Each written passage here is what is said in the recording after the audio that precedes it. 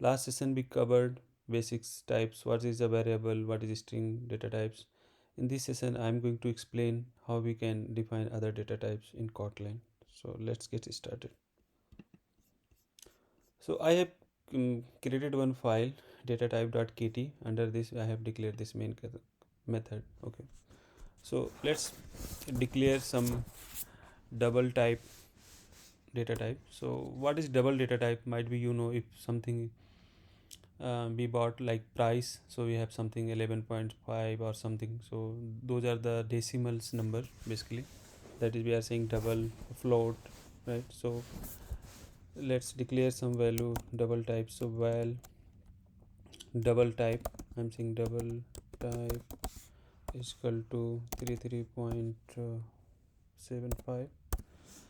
So by default is the data type is double. So let's see what's data type we have inside this double type variable. So if you want to see the data type, so let's find out how we can find out what is the data type we are using Kotlin internally. So suppose I say println double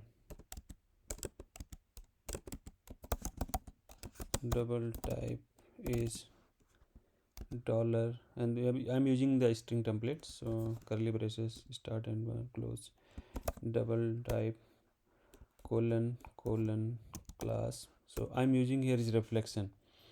This is advanced topic I will cover in later session. Dot qualified name. So if we try to type this value qualified name with reflection double colon class, then let's see what data type is printing for it. So this way we can find out what is the data type.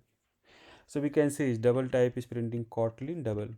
So Kotlin is not using a primitive data type, they are using like own defined classes in this class. Data type is classed actually, so we can see it's double, right? And let's see what is the data type in Java for the same one we are using it. So we can say type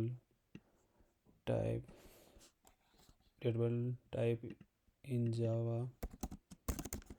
So let's remove this one, dot Java class. Okay, so what is Java class equivalent for the same we are using for Kotlin?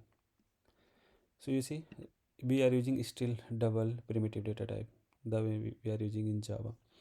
So underlying Kotlin is still using double type, but they have extension wrapper library they are defining on like Kotlin double type. And why? And they have some extra function they have defined with this class.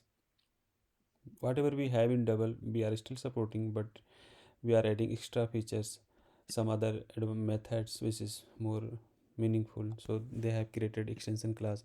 So now you're surprised, might be surprised, where is those classes belong. So if you see the Kotlin Java runtime, we have standard library, right? So those classes we can see here Kotlin under double. Okay, so those classes are here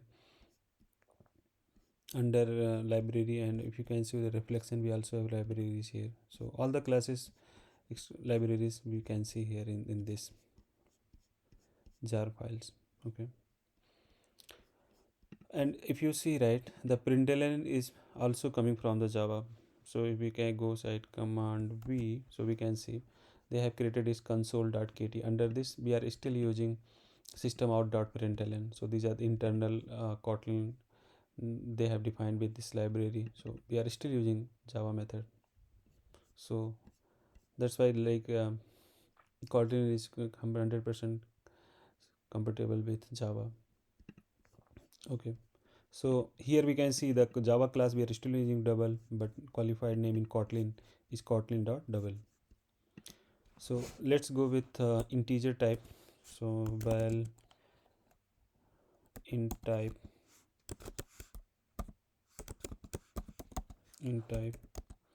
so in integer type generally we say number, not decimal. Okay, so this is the integer type.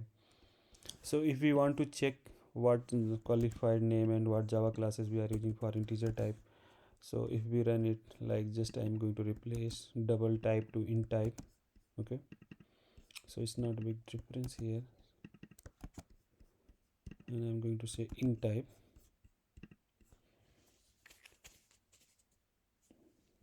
So we can see here is the big difference is the integer type is Kotlin dot int, not integer, right? So they have defined the class name is int, not integer. So this is a difference, and we are still using Java int class, sorry, int primitive type.